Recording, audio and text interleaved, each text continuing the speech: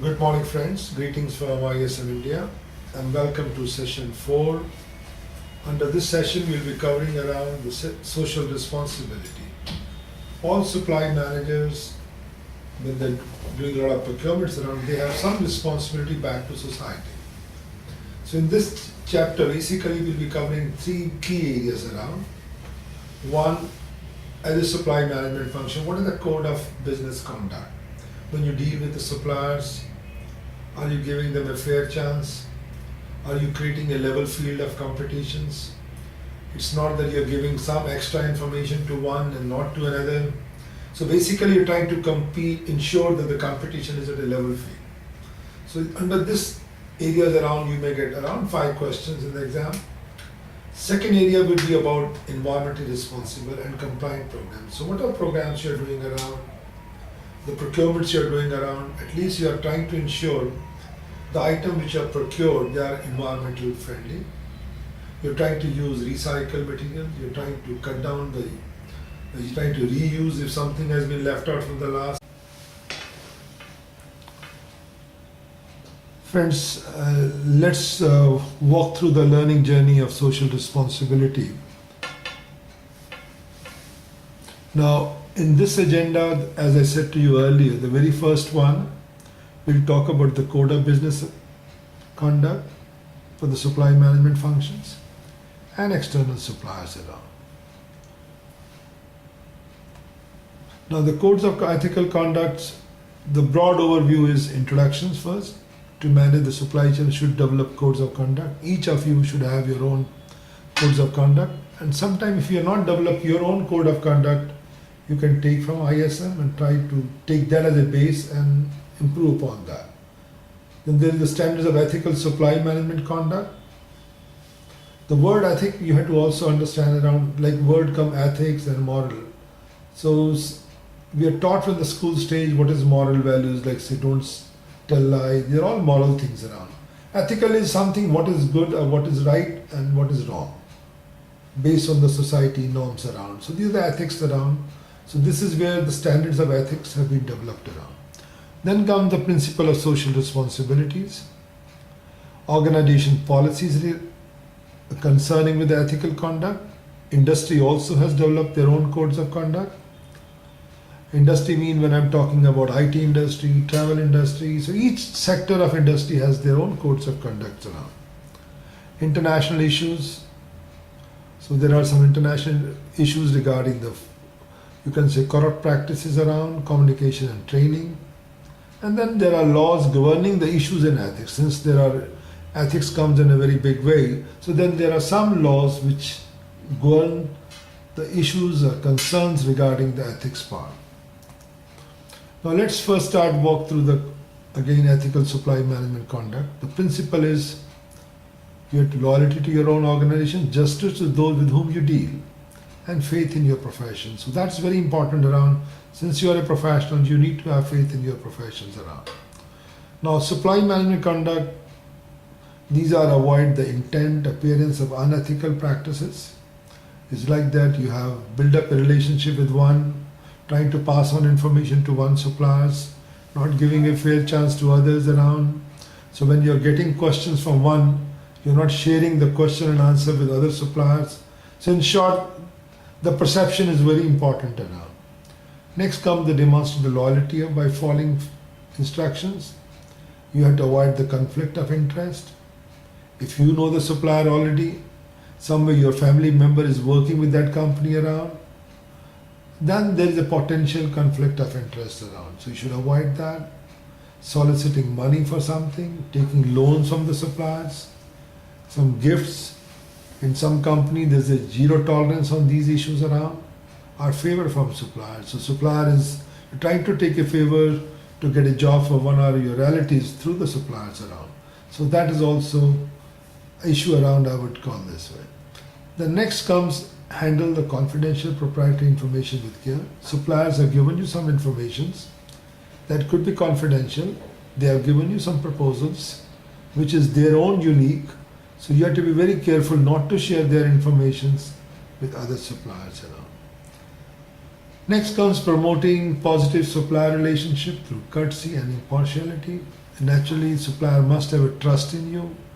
Supplier is sharing information with you. Supplier is trying to pass on some bad practices being done by another supplier. So you have to keep this mind. The relationship is very impartial, and you have to be courteous to them around.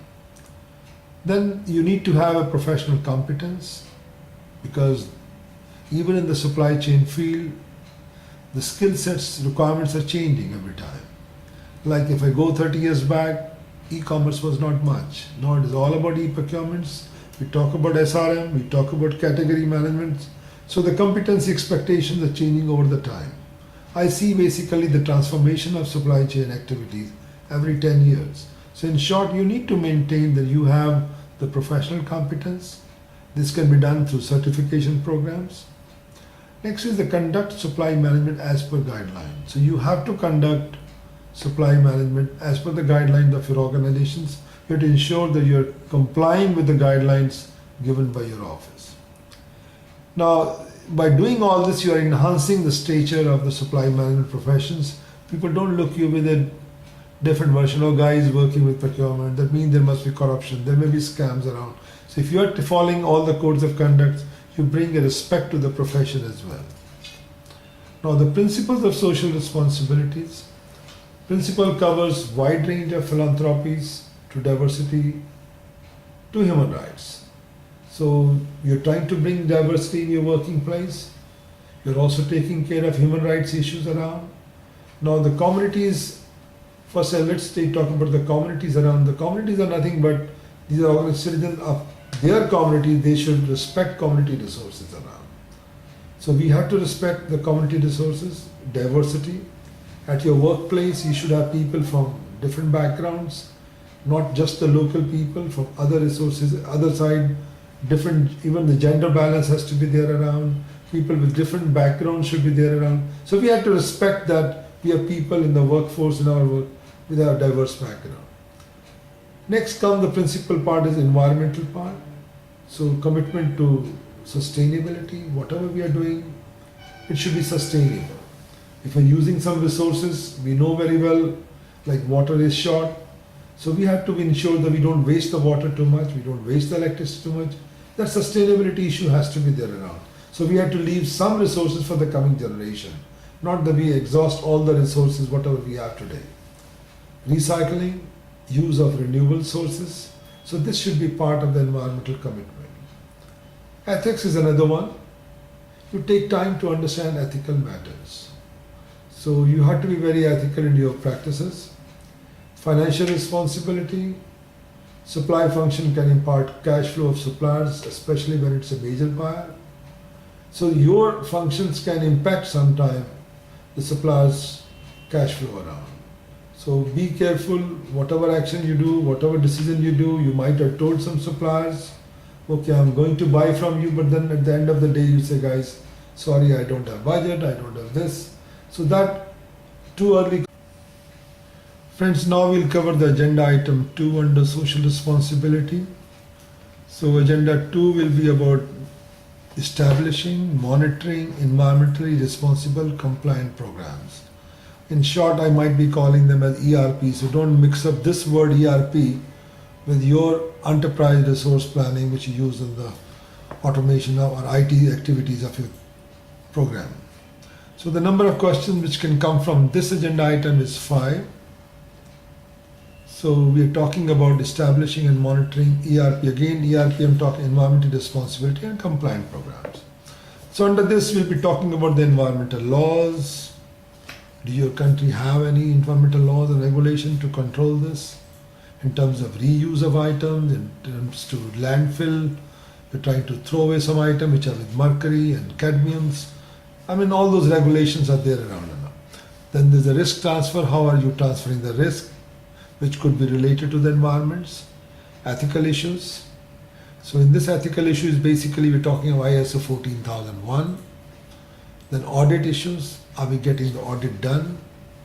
That means we may be saying I got ISO 14001, but I'm really getting checked every year. Am I complying with the guidelines, with the system or not? So that's the audit part. Audit can be done internally and from external. Then come the organization values and policies. So how does your organization supports this? What are their policies? What are their values in complying with the environmental responsible programs? Principle of social responsibility in audit, buy recycle programs, then minimization of waste and end of life cycle, because at the end of the day every product has a life cycle, and before say, I'm buying computers, buying furniture, buying this, it has a life, 5 years, 10 years after that. So it's again from cradle to grave. So when it goes to the grave, how do I dump it? How do I throw it? I hope I'm not damaging the environment part. So that's what we're talking of life cycle. So let's talk about environmental laws and regulations. So sustainability, when we talk, is a global initiative because Mother Earth is only one. We have limited resources. The population is growing. So we have to ensure the sustainability part of it.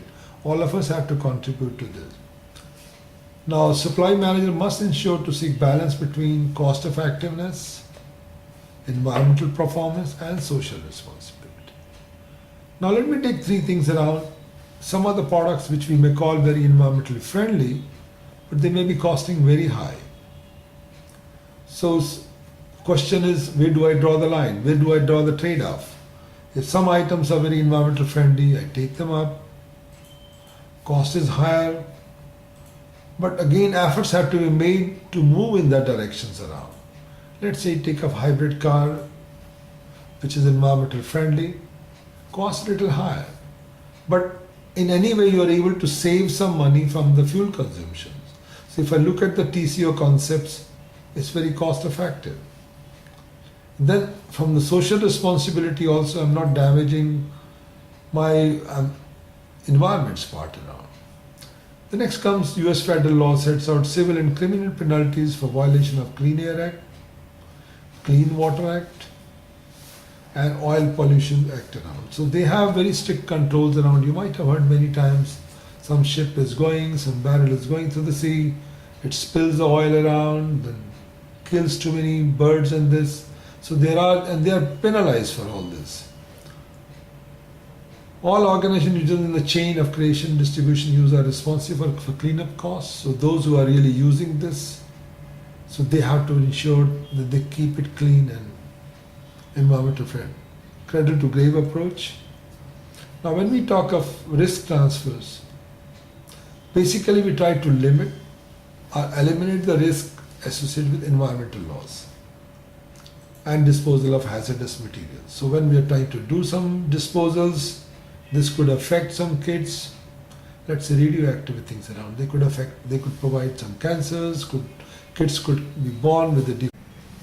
Friends, now we'll cover under the learning journey the last agenda item of social responsibility, which is our session 4.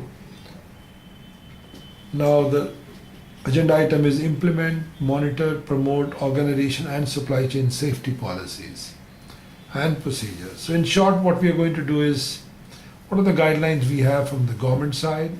What are the guidelines we have within the office to ensure the safety of the people and proper health standards around? So there are laws and regulations. Supply professionals shall address the issues of compliance with environmental health and safety laws. Then there's the policy and procedures part of it. Organizations shall develop safety policy and ensure compliance with the laws around. Supplier and subcontractor safety around. Supply managers should assess safety and histories of its suppliers and conduct safety training programs. And the last one in this slide is customer driven requirements around. Some requirements come from the customers, particularly then if your customer is like a federal government. So they are very particularly that the item which you are supplying, or item you are buying, or service you are getting required, the buying option and its compliance, they comply with some legal requirements. You might have seen some time back there was a big fire in Bangladesh. People were buying garments from that company around. The company caught fire. Many people got trapped into that. Some were hurt, some were dead. So those type of safety issues when companies don't have, those may be your contractors. You might be buying goods from them for the federal government or even for your own company. but that basically tarnishes your image because you basically went for X or Y company to cut down your cost